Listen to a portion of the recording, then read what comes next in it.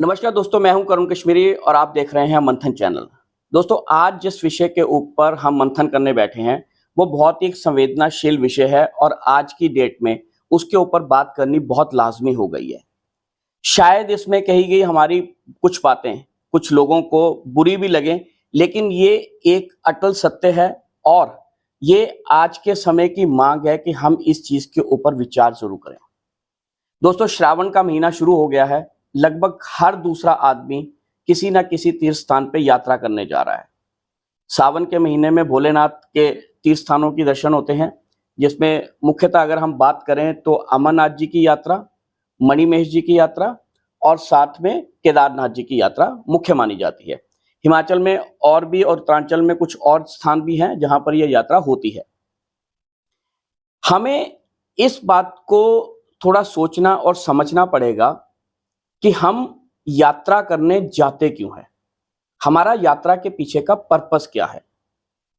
आपने अमूमन बड़े बुजुर्गों को सुना होगा कि यात्रा पे जाया जाता था मन की शांति के लिए, एक सुकून के लिए और अपने आप को परमात्मा से जोड़ने के लिए। आपने कभी इस बात के ऊपर ध्यान दिया है कि जितने भी हमारे तीर्थ हैं, जितने भी हमारे जो भगवान हैं या जितने भी हमारे आराध्य हैं, वो दूर पर्वतों की श्रृंखलाओं पे या नदियों के किनारे या दुर्गम स्थानों पर क्यों बैठे हैं? उसका एक सीधा सा कारण है कि वो भी वहां पर प्रकृति में, शांति में और वहां पे ध्यान करने के लिए बैठे। यात्रा का पर्पस ये था कि अगर आप अपने आप को परमात्मा से जोड़ना चाहते हो और आप अपने शरीर को थोड़ा कष्ट दे सकते हो और उस कष्ट भोग कर जब आप उस तीर्थ स्थान पर पहुंचते थे तो आपको उस यात्रा का आनंद भी होता था, आपको एक दिव्य अनुभूति भी होती थी और साथ ही साथ आपकी आत्मा प्रसन्न भी होती थी कि मैं एक तीर्थ स्थान की यात्रा करके आया हूं। लेकिन आज की डेट में ये यात्राएं तीर्थ यात्राएं ना होकर एक तरह से एक पिकनिक वाला माहौल बन गई हैं। एक तरह से ये पिकनिक स्पॉट्स बन गए हैं। बहुत सारे लोग, मैं सब तो नहीं कहूंगा, लेकिन बहुत सारे लोग तीर्थ यात्राएं तीर्थ से ज्यादा सिर्फ सेल्फीज, मूवीज या फोटोशूट कराने के लिए जाते हैं। कुछ लोगों का पर्पस सिर्फ इतना है कि मैं फलां जगह पे गया था, मैं वहां से ये वीडियो बना के लाया, मैं वहां ये सेल्फी खींच के लाया, मैं वहां से ये रील बना कर लाया।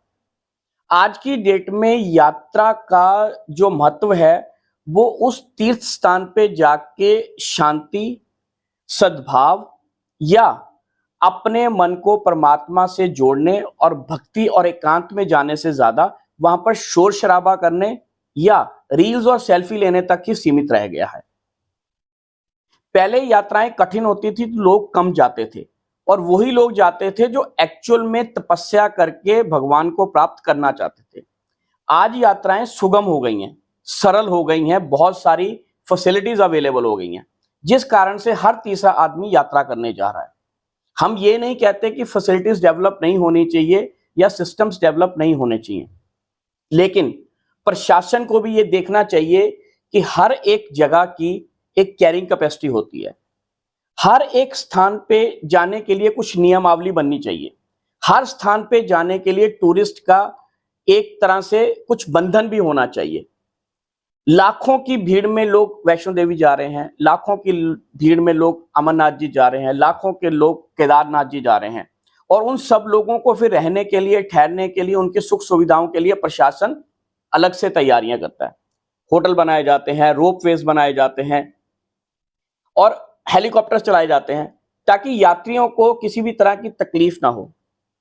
अरे भाई, वो यात्रा ही किस तरह की अगर उसमें कोई तकलीफ ही ना हो। आप यात्रा करने जा रहे हैं, परमात्मा से मिलने जा रहे हैं, ना कि किसी पिकनिक स्पॉट पे आप एक लेजर ट्रिप पे जा रहे हैं।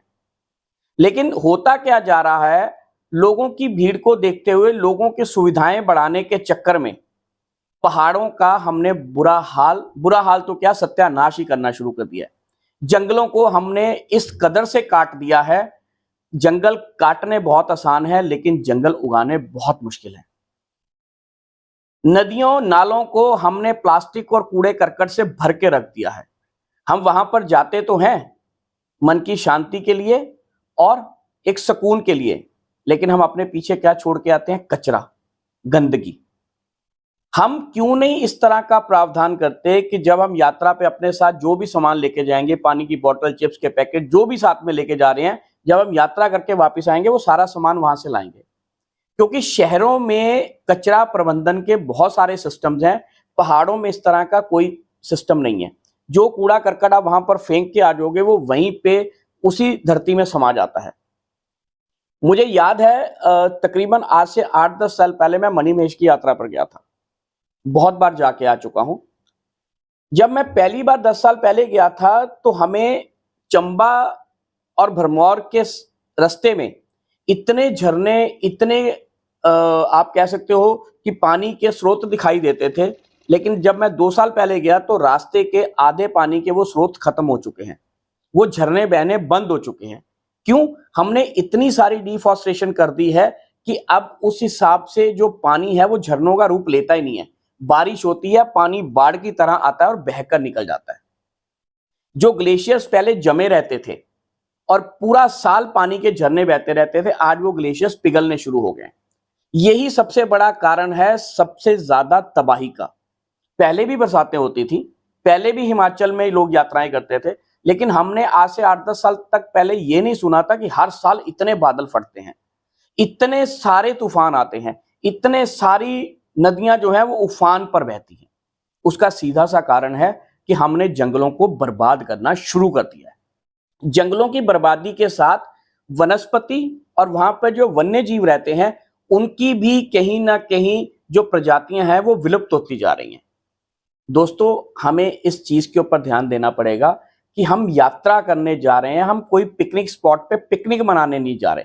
अगर हम यात्रा को यात्रा की तरह करेंगे तो शायद हमें थोड़ी सी तकलीफ सहने की भी आदत रहेगी और यात्रा का मजा भी तकलीफ सहकर आता है। आप मेरे को एक बात बताइए, आप में से बहुत सारे लोग वैष्णो देवी के होंगे। जो लोग पैदल 14 किलोमीटर की चढ़ाई कर जब वहां पे दर्शन करते हैं उनको ज्यादा सुकून मिलता है, या जो लोग 5 मिनट की हेलीकॉप्टर की राइड से वहां पहुंचते हैं और आधे घंटे में दर्शन करके नीचे वापस आ जाते हैं, क्या उनको वो सुकून मिलता होगा? दोनों में बहुत फर्क है। क्योंकि जो हेलीकॉप्टर से गया है वो सिर्फ एक पिकनिक और एक रूटीन से सिर्फ गया है वहां पर, उसके हम ये नहीं कहते कि श्रद्धा में कहीं कमी है, लेकिन वो एक सुख सुविधाओं के साथ गया, वो यात्रा करने नहीं गया। वो सिर्फ इस पर्पस से गया कि हाँ मेरे को ये स्थान पे भी जाना था और मैं जाकर आ गया। और ये आज की सबसे बड़ी कड़वी सच्चाई है कि सुख सुविधाएं प्रदान करने के चक्कर में प्रशासन हमारे पहाड़ों को, जंगलों को, नदियों को दूषित करते जा रहे हैं। अभी हमने लेटेस्ट खबर सुनी है कि हिमाचल में जो बिजली महादेव जी का मंदिर है वहां पर जाने के लिए भी अब एक रोपवे बनाया जा रहा है। उस रोपवे को बनाने के लिए कितने सारे पेड़ काटे जाएंगे, कितने पर्वतों को छलनी किया जाएगा, उसके बाद वो रोपवे बनेगा। प्रशासन इस बात के ऊपर ध्यान क्यों नहीं दे रहा कि जिस बिजली महादेव के मंदिर के ऊपर आज तक वो छत नहीं डाल पाया, तो क्या वो वहां पे रोपवे बना पाएगा? रोपवे का तो पता नहीं बनेगा या नहीं बनेगा, लेकिन जंगल जरूर तबाह हो जाएगा। अब हमें स्थानीय लोगों को थोड़ा सा लालच छोड़ना चाहिए कि ज्यादा टूरिस्ट आएगा तो हमारी ज्यादा इनकम होगी। उनको प्रशासन की गलत नीतियों के खिलाफ आवाज उठानी होगी। जहां पर जंगलों की कटाई हो रही है, जहां पे अंधाधुंध सड़कें बनाई जा रही हैं, जहां नहीं भी जरूरत है वहां पर भी पेड़ काटे जा रहे हैं, लॉजेस बनाई जा रही हैं, जंगल रिजॉर्ट्स बनाए जा रहे हैं, लोकल लोगों को इसके लिए आवाज उठानी पड़ेगी।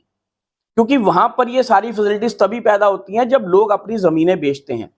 अगर लोकल लोग वहां पर अपनी जमीनें बेचने बंद कर दें, खासकर हिमाचल और उत्तराखंड में, तो ये जितने भी रिजॉर्ट, ये बड़े बड़े जो होटल्स खड़े हो गए हैं, ये कभी भी खड़े नहीं होंगे। उल्टा उसकी जगह आप अगर अपने घरों को थोड़ा विस्तार करके होम स्टे बनाएंगे तो प्रकृति भी बचेगी, आपके गांव भी बचेंगे, आपका इनकम का स्रोत भी बढ़ेगा और आपका हिमाचल और उत्तरांचल हरा भरा रहेगा। दोस्तों, इस बात के ऊपर गौर कीजिए कि हमें आने वाले सालों में भी ये यात्राएं करनी है या अभी ये यात्राएं करके उसके बाद उन स्थानों को खत्म ही कर देना है। इस बात के ऊपर विचार जरूर कीजिएगा, हमारे से संवाद भी कायम कीजिएगा और अगर ये वीडियो अच्छी लगी हो तो अपने दोस्तों के साथ शेयर जरूर कीजिएगा कि हम सचमुच यात्रा कर रहे हैं या हम पिकनिक मनाने जा रहे हैं। धन्यवाद दोस्तों।